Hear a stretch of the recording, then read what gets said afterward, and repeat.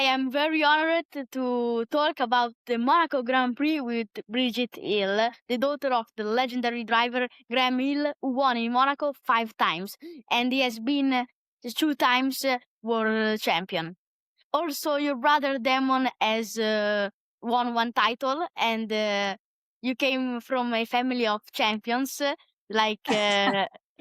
because your dad is also at Monaco the second most successful driver after Ayrton Senna, who won 6 times. And today I'm really happy to be chatting with you about Graham in Monaco and the Monaco Grand Prix. And if you want, and for the people who want to know a little bit more information on Graham, I recommend this book very much. Oh, lovely. Well, it was quite a race yesterday. Yeah. So starting to talk about the race, we saw a strong effort by Lewis Hamilton, finishing second with the Ferrari. Do you think that Lewis is very much on his groove this year? Because it's not the first time in which he does a strong performance. Yes, I think he has settled into the car. We know the ground effect did not suit him. I think he's loving this nimble car effect. I mean, it is just, you can see the joy with him driving the car. And when he was second in Canada, he said it was one of his happiest days at Ferrari. And of course, he's second this time round. And I think he now has Carlo Santi. He said he's my Italian Bono. And we know that how crucial the relationship between the driver and race engineer is. You know, there is teamwork. It's teamwork. So, yeah, I feel that he's more settled. And I think you can see it on the track. I mean, he's loving it. He's absolutely loving it. And when we have a happy Lewis, we have a good race from him. I would like to ask you if it was so hard to overtake in Monaco, also when your father was racing, but probably it was a little bit easier because the cars were smaller and thinner, narrower, and so I wanted to know if it was easier to overtake or it was still very difficult. I think it was still very difficult. I mean, the circuit is so demanding, and it demands speed and stamina and precision and 100% focus. Luck plays a part, reliability, obviously. But it is a real driver's circuit. You know, there's not much space, there's not much forgiveness in the circuit. And if you make a mistake, you're off. I think it's as challenging as it always has been, and I think it's one of the most challenging circuits for any driver. And back in those days, they had 3,000 gear shifts. I mean, I remember my father's knuckles. You know, I mean, they were, they really were. Yeah. It's a lot of gear shifts then. It was a very physical race. Very physical. And that's where the stamina still, you know, it plays a massive part. Kimi won his 5th race in a row. And do you think he's in peaking now, or it is Russell not being at his best, considering that it has not been a strong effort by George here in Monaco? I feel for George. I really do. I think he had a very good race. He was lying fourth. I mean, finished fourth. But there was this strange thing with the pit lane speeding, and there was a lot of question marks as to the position of the sensor as they entered the pit lane. And I really, really felt for George. I felt he had a very good race, and he was lying fourth. Kimi is phenomenal. I mean, he is he's extraordinary to watch, and his qualifying lap was absolutely, you know, was extraordinary. I mean, we're seeing him come of age, I think, now, very much so. So it's an encouraging race for Mercedes, because I think George, you know, has got the car sorted, and I hope that it remains so. So I also think that the problem of George at the end wasn't the penalty, because many drivers did get it, but at the pit stop, Mercedes, I think, messed up and didn't serve the Yes. penalty. But My yeah, heart broke for him. My heart broke for him. You could see how hard he was driving. And, it just was it was totally out of his hands. and half of the pit crew also knew that he needed to serve a penalty, and some didn't, so they started changing the tires. It was also confusing by him, Yes. and also he probably was frustrated at the start of the race because he was stuck behind Adjar that was lapping 2 to 3 seconds slower than the cars in front. Yes. Yep.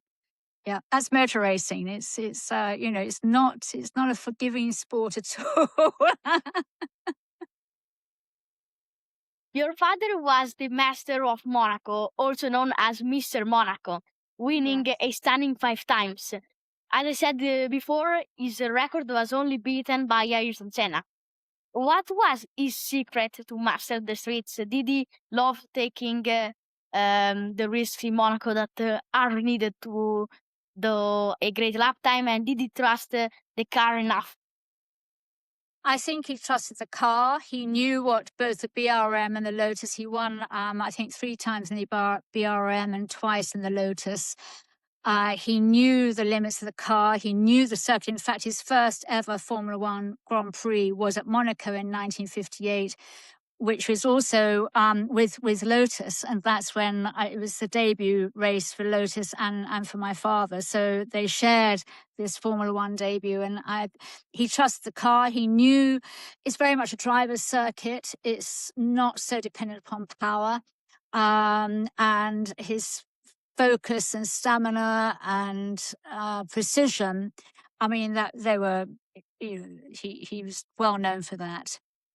And his determination. Yeah. And sheer grit.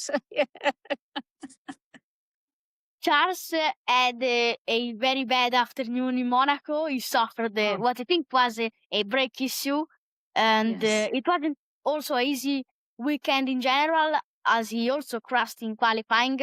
Did you think that Charles could have gotten a strong weekend here in Monaco, considering it is a very successful circuit for him after what was a difficult weekend also in Canada before? Well, the 2 drivers I really felt for were George and Charles, and I think that he was lying third, and then he hit the corner at Rascasse.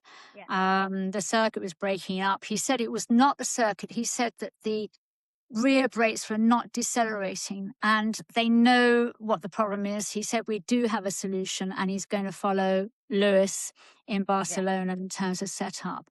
So I hope that there's better luck for both George and Charles in the coming races, because I think they were both very strong, but their results don't show it, which is very frustrating. And Leclerc, I think, was also very frustrated before because he didn't really understand why the team decided to pit him, because it was necessary for Lewis, but not for Charles, I think. Yes. Yeah, I think so. I think that they will learn from this, and I think that that he'll settle down now, and I hope that luck comes his way too. I know he's your favorite driver. Yeah. So I hope so for you too. And I think this weekend saw the issues with Leclerc and the 2026 Ferrari car, because the brake issues and a car that sometimes, not a lot like last year, can be unpredictable, as the mistake in qualifying, for example. So yeah, this shown the issues, I think, with the lack of confidence with Leclerc and the car. Yeah. So do you feel that Ferrari has found its groove now? Do you feel that Ferrari has found its way of being more reliable?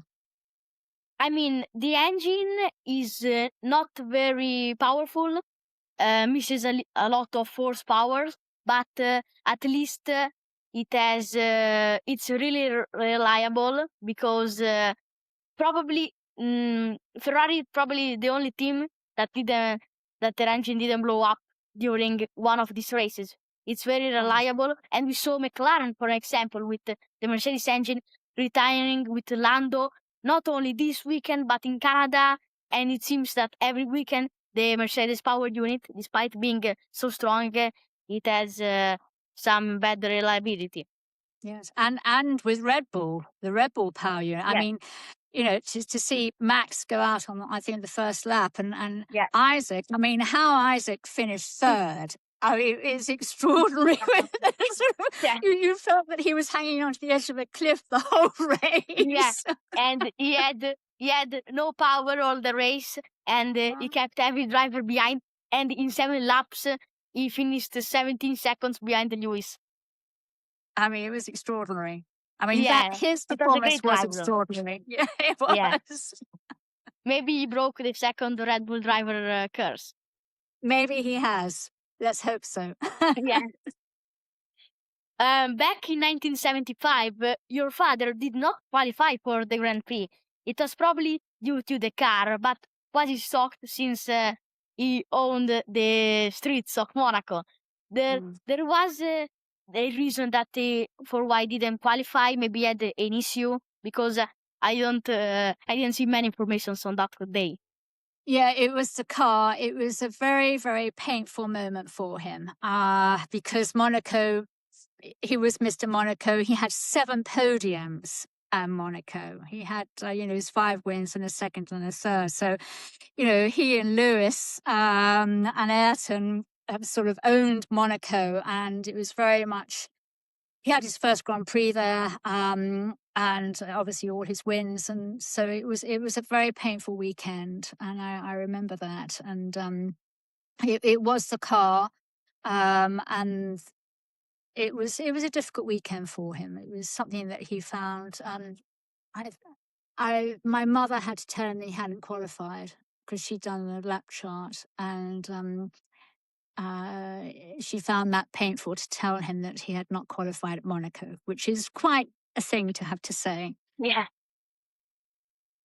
During the race, there was a hole at the entry of the last corner, and that probably made the Lens crash during the race, and maybe also Leclerc.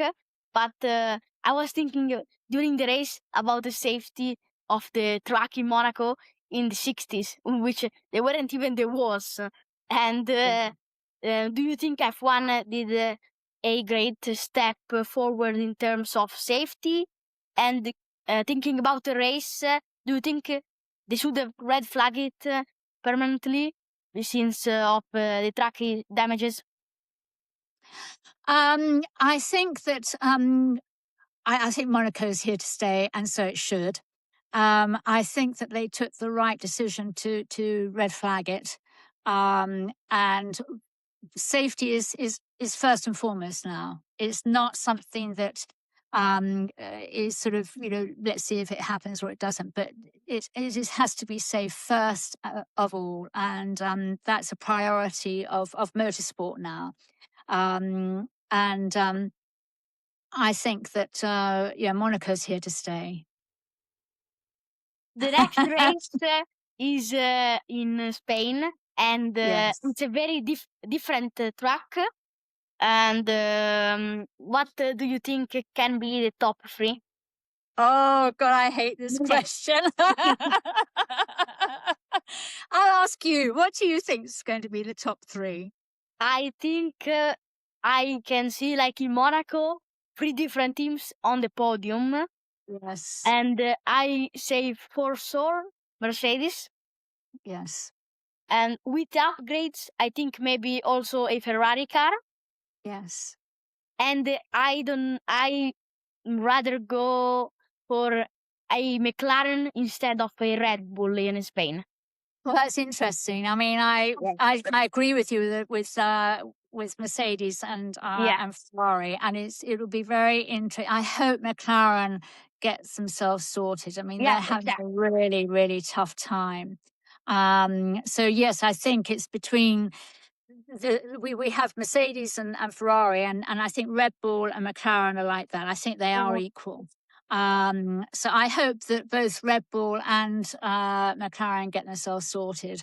And I hope Ollie Behrman has some good races, because he's a good racer too. And Liam Lawson, I mean, we're seeing some great, and Cadillac, Perez. I mean, they're coming up. So the teams they're improving, and they're getting the hang of the car. And it's interesting times. I think that now that the season's beginning to settle down, and they are making the improvements they need to make. So we're in for a very exciting time, I think.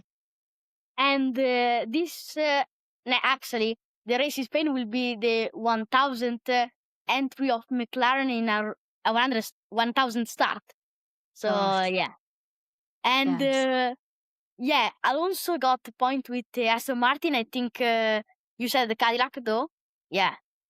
Sorry, I didn't quite hear that. Sorry. You said that you were talking about Cadillac, and I think they should have finished in the points, but Perez messed up the setting procedure, I think, twice. Yeah. So he got a penalty. He did it twice, but the car's there is coming up, and Haas are doing very well, and Racing Bulls are doing well. And I think it's exciting. I think that I think the cars are really the field's beginning to sort of close up a bit.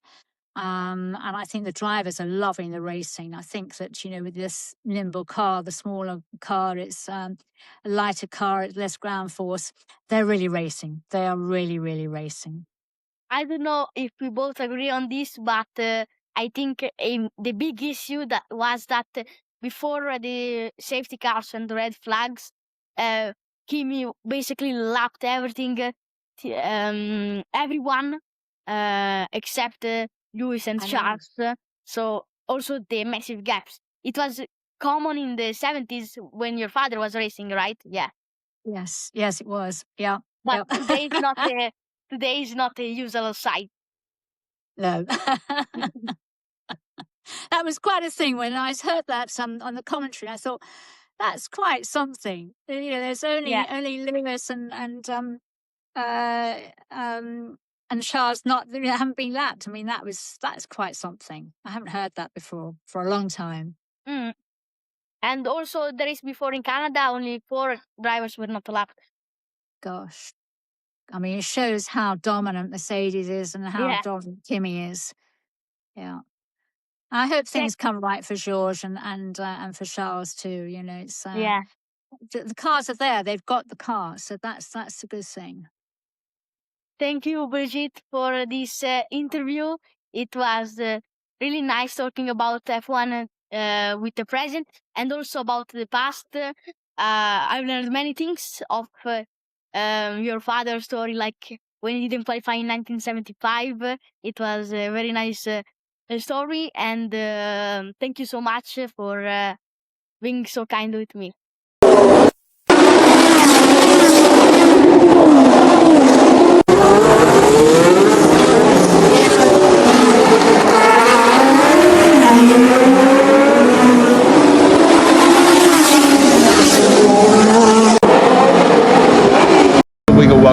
We come to the crest of the hill, we've got to start braking very shortly just before we get there, and then drop a gear into third to go round into the casino square. We try and have the curve very, very tightly there, more or less arrive into the square a bit broadside. It's all very spectacular just at that point, and then switch over immediately onto right lock, and the car gets very light as it goes over the hill, down past the tip top to the next right-hander, where I normally keep to the centre of the road. We then chuck it round this right-hander, and a very short, sharp squirt in second gear down the station hairpin, down into first. Sometimes the tyres lock up here under brake in the front. Run round the first gear corner, very sharp acceleration there, up into second.